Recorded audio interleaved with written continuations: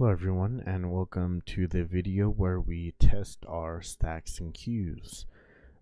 Like the stacks videos, prepare for this one to be a little bit longer than the usual videos. So let's do a quick review of what we're going to test when it comes to testing our stacks and queues. So one thing that I'd like to highlight is that because they are so similar, I'm only going to be testing half of some of the stuff for queues and half of some of the stuff for stacks, right? Because the code is the same, it doesn't make sense to test those methods over and over. So let's kind of go over what I'd like to test. So for testing the stack, let's test. So we're definitely going to have to test the constructor, right? We're going to be testing the constructor. The destructor is always tested. For both classes, let's test the string, or let's say printing. Let's test printing.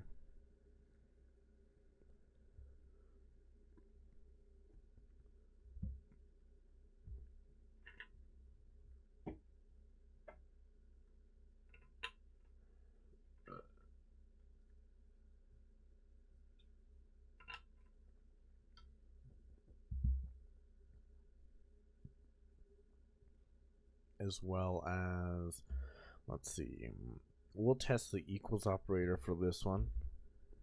We'll skip over the not equals. We'll definitely have to test top, push, pop, and we'll test search. Okay. For the queue, we'll test the constructor. Constructor printing. We'll do non-equals, size, front, back, NQ, DQ, and print Q. Yeah, so we'll test that. This will be our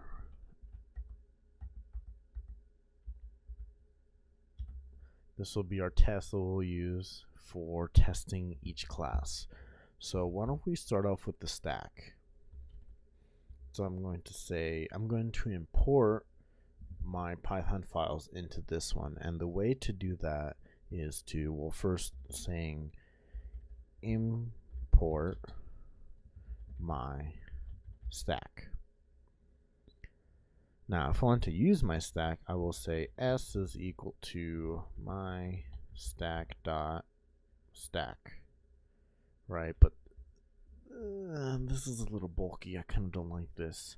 So one thing that I can do is that I can reach into a specific Python file and I can say from my stack I'm going to import the stack class.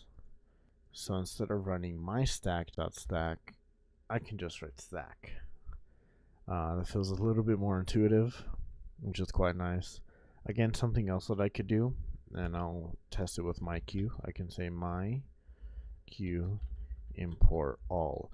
So we can do this, but this is not good practices, because while for this example I know it's exactly in my queue, for other modules, maybe if I'm going to use my math library for math import all, so math has a lot of functions associated with it, and I don't know everyone, and if I import all of them, meaning using the star, the asterisk, to import all of them, I might be redefining functions, and that can cause problems, and I don't want problems with my code. I always want to minimize problems.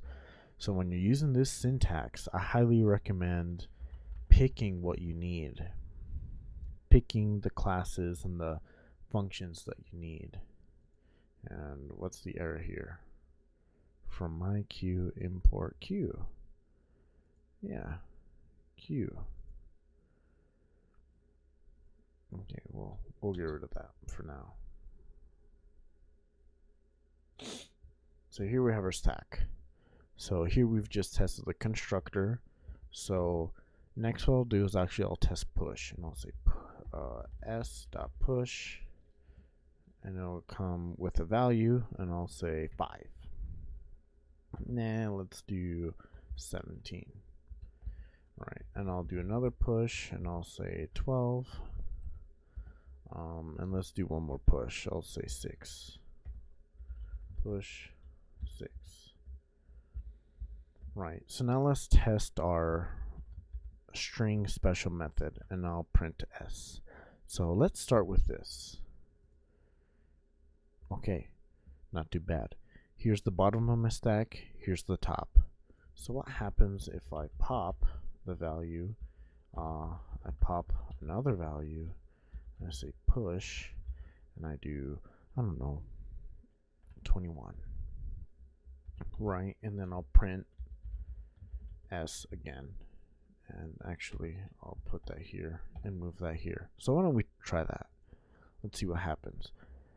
Now I say reloaded it. So here we have our stack. We push to the top. So 17 was our top. And then we push to the top again, which is 12.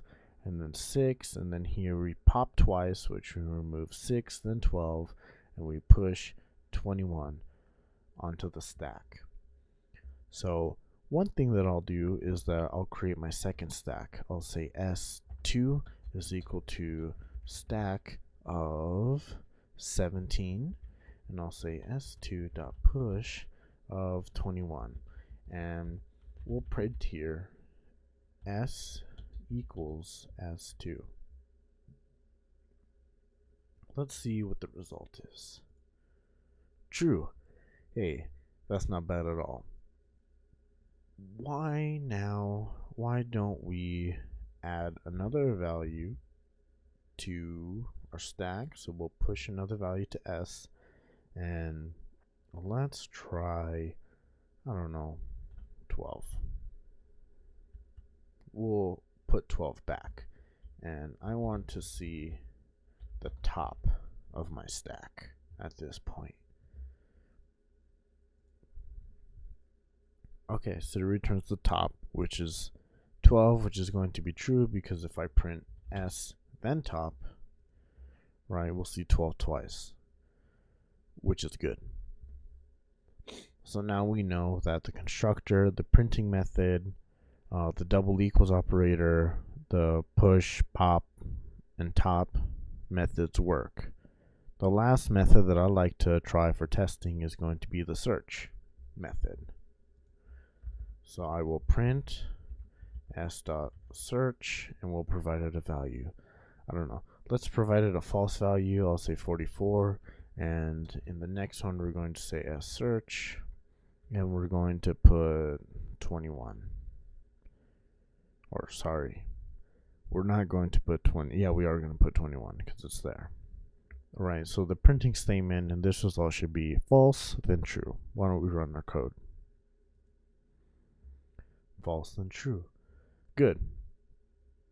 And now from here it looks like our stack is working just as we'd like. So what's really neat about Python is that typically you would write from my queue import queue here, but what I can actually do, well, here's best practices. First of all, I recommend this, but in theory I can actually put this at the bottom here, and I can say q is equal to q,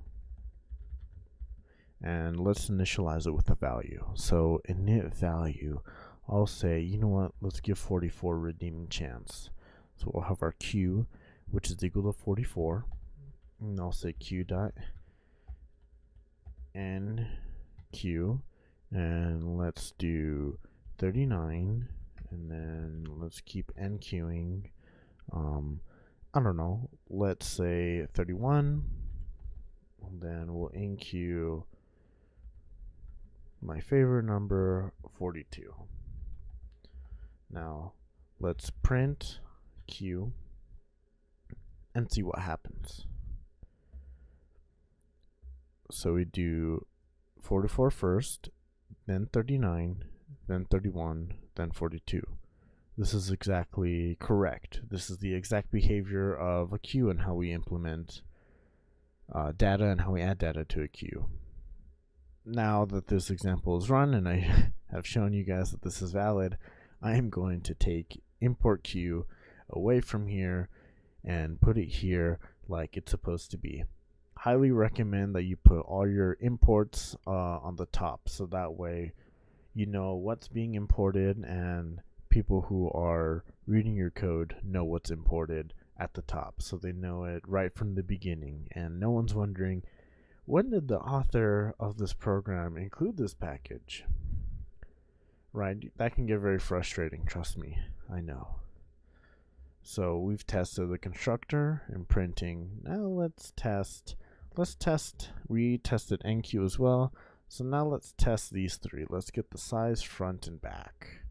So I'm going to print q.size, q.front. Oh, let's do q.back and then q.front. So how will that work? Okay, the size is 4. That's correct. The back is 42. This is correct. Yes. And the front's 44. Amazing. So why don't we do q pop or dequeue,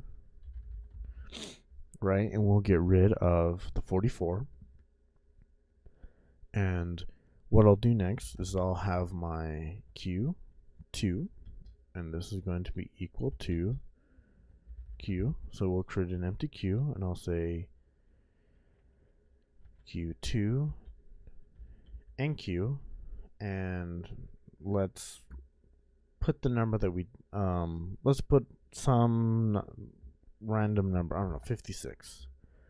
Then we will test if q does not equal q2. So this should be true. Now let's run it. Excellent. Excellent, excellent. So let's check. Our constructor works, our printing function works, our not equals operator works, these three methods work, hell, even these two methods work. The only method that we haven't tested is our print queue, and I'll bring that here. Our print queue. So why don't we test that out? And we'll test it out with q2. So we'll have q2 and print q. This takes no arguments. I'll get rid of these. There's extra spaces. Right, so here we're going to call the q function, which should actually look the same as just printing the q itself. And let's run this final method and see how it works. Good. This q only has one value, which is 56. And actually here, before we continue, let's enqueue something more. And we'll use 67. 67, 56. This is the exact behavior on how a queue should be working. And with that, we have tested all the unique methods that belong to our queue and stack, as well as overloading operators. It's good to write some sort of driver code to test your methods for the stack for any class that you create, not just the stacks and queues like we did in this example. But this is pretty great. Implementing this in Python is a nice, easy way, so you can get a handle on how the queue works and the type of methodology that you need to use, right? So the important takeaway from this is probably these two functions, and the behavior that's here is that here we're inserting at the beginning of the list, which can be an arbitrary data structure, and here we're inserting at the end of the list, right? If I needed to implement this as an array in a C++ application or in a C application, I now have an intuitive feel on that. Well, when I'm enqueuing data, I need to insert it at the beginning. So either I could create a linked list or a dynamically allocated array and make sure that I insert it at the beginning of the array or the dynamically allocated array or the linked list. Here I know when I dequeue, I need to remove from the end of the linked list or remove from the end of the dynamically allocated array, right? It kind of tells me that. It lets me prototype. Here as well, I know that all my interactions are going to be at the end of my container that contains all my data. So if this was a linked list, I say, okay, here I'm going to essentially pop back. Here I'm going to pop back Here I'm going to pop back the data. Here I'm going to push back, right? If this were a linked list, let's say, you know, here I would use push front and pop back, right? That kind of thing. So Python's really good for prototyping any sort of code, and if you need to implement it in another language, it makes it easier to do so, right? So thank you for listening to this video, and we'll see you for the next one.